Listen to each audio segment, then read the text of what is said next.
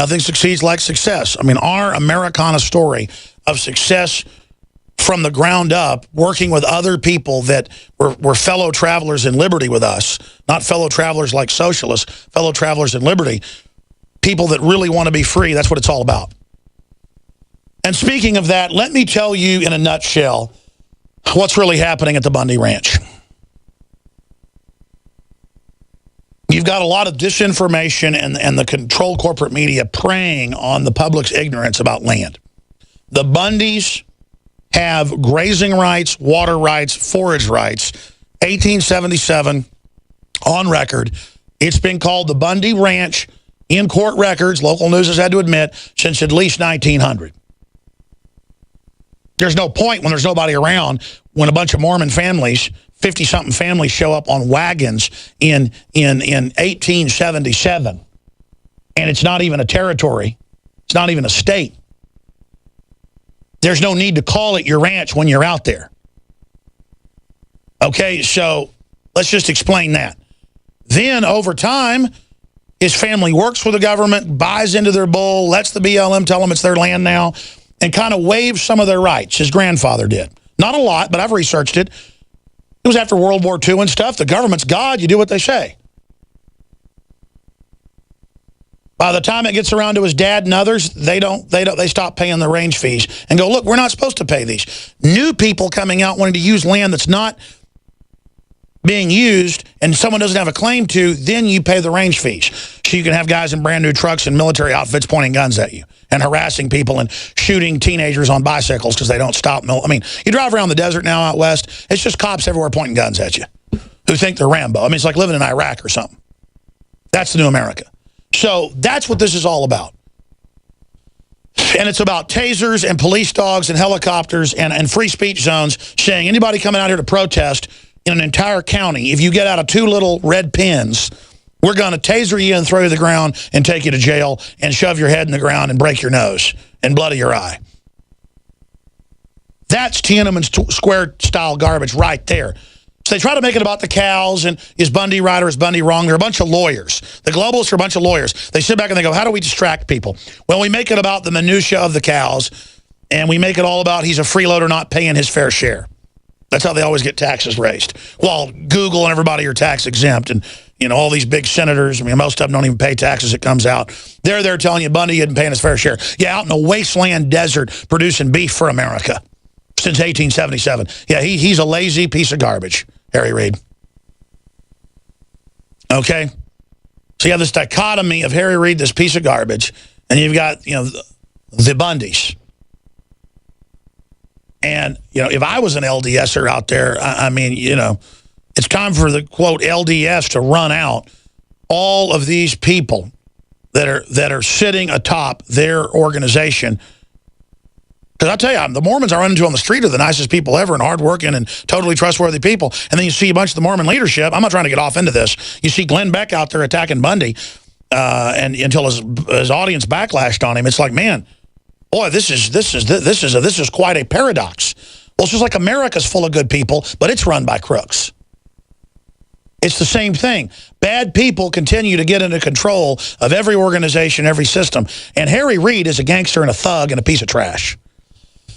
And so the next big issue is it's civil disobedience. Even if he didn't have the original claim on that property, which he did, the image of people walking up against men with guns saying, we're going to shoot you if you come across that line and still doing it, and the paramilitary thugs backing off is total victory and is the spirit of honor and courage, and no one should criticize that. You should only honor and respect everyone that was there, including my reporters.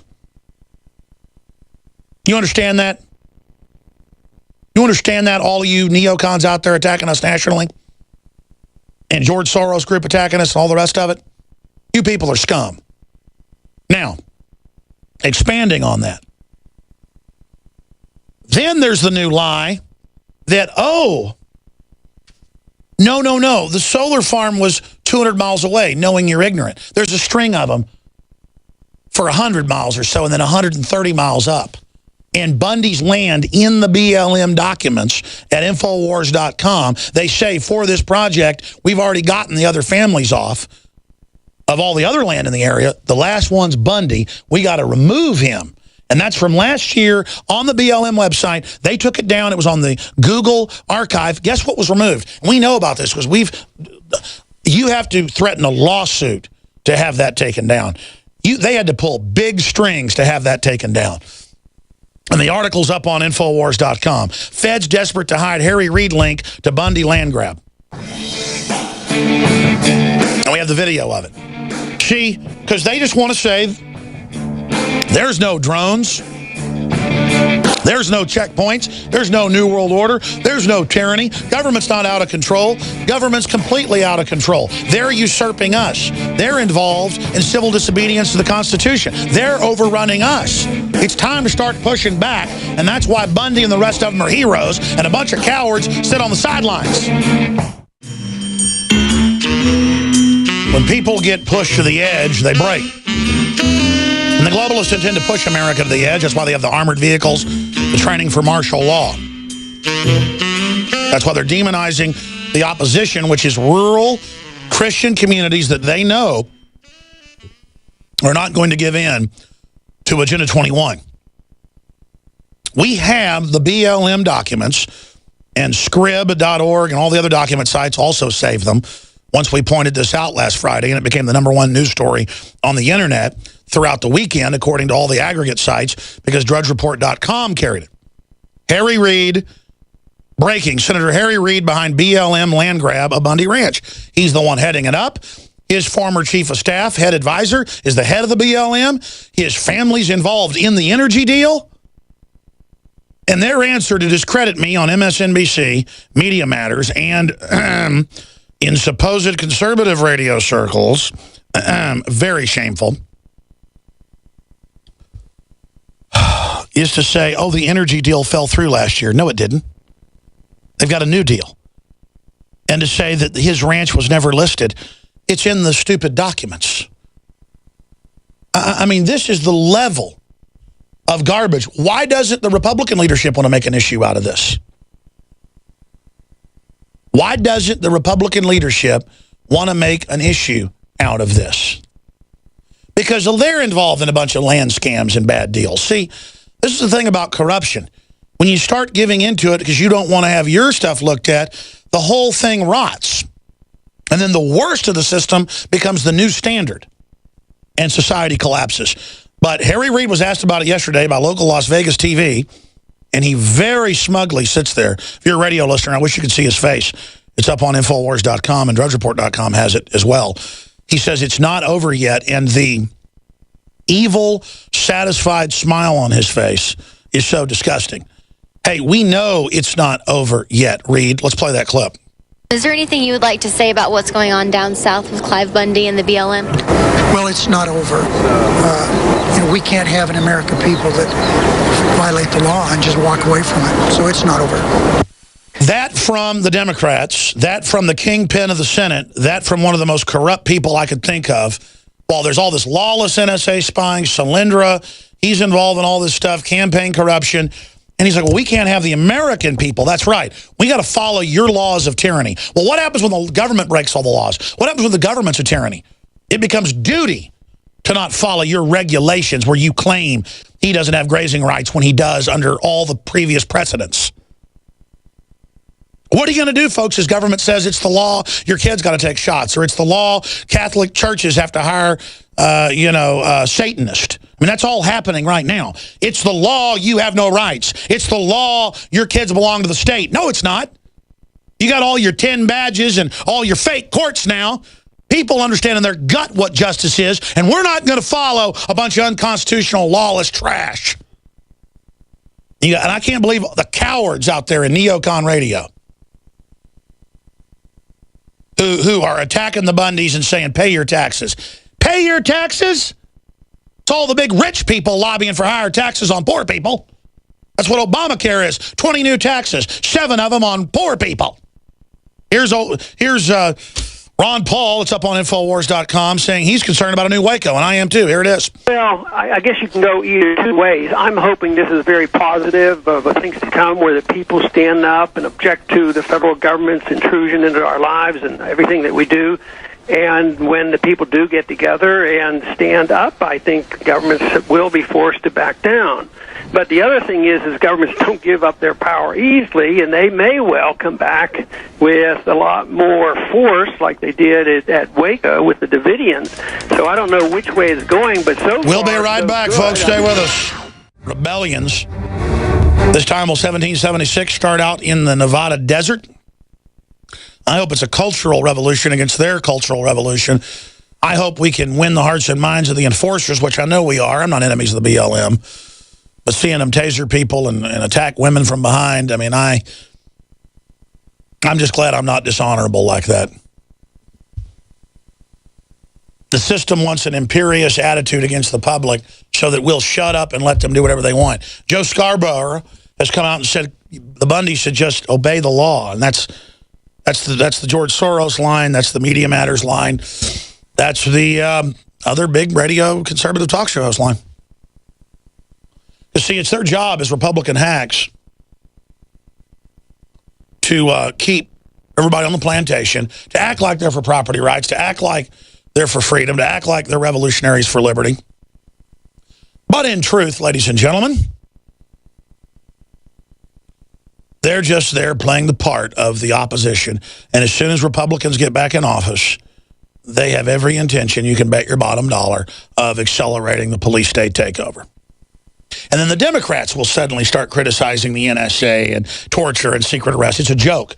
We need to take over the Republican Party with real libertarians. That's what the whole power structure is scared of, because they've identified an avenue that's our best shot of taking the country back.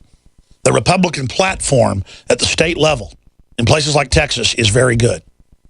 The problem is the Republican Party of Texas is run by people like David Dewhurst and Rick Perry that talk the talk big time, but don't walk the walk. And it's disgusting. Now, I have a lot of different clips. We've got the Bundys coming up. Do we happen to have Scarborough where he says abide by the law? I know Kurt Nimmo wrote an article up at Infowars.com. That wasn't affirmative. We have that? Okay, great. Thank you. But here's another headline up on Infowars.com. Feds desperate to hide Harry Reid link to Bundy land grab. That's a big deal. And Paul Watson has done a special video report on that. But also, he's going to be writing an article in and around it. The feds are so desperate to hide Harry Reid's connection to the Communist Chinese energy company linked to the Clive and Bundy land grab, they are now even deleting Google's cache version of the explosive document originally deleted from the BLM website. And then we have the #1 story on the internet Friday night, Saturday, and Sunday. #1. You can go to our articles where it links to the big aggregate sites that track it. Google said it was #1 story. The other sites, #1, Alexa, #1 story. In the world was Harry Reid. And so now we learn who's who. We see the so-called conservative talk show host running around saying this isn't true, protecting Harry Reid. Because it's a big deal. You know, if the Chinese can't buy up Hollywood, and the communists, and if they can't buy up the oil fields, and if they can't buy up the... And by the way, if they wanted to come pay for your private property, that's fine.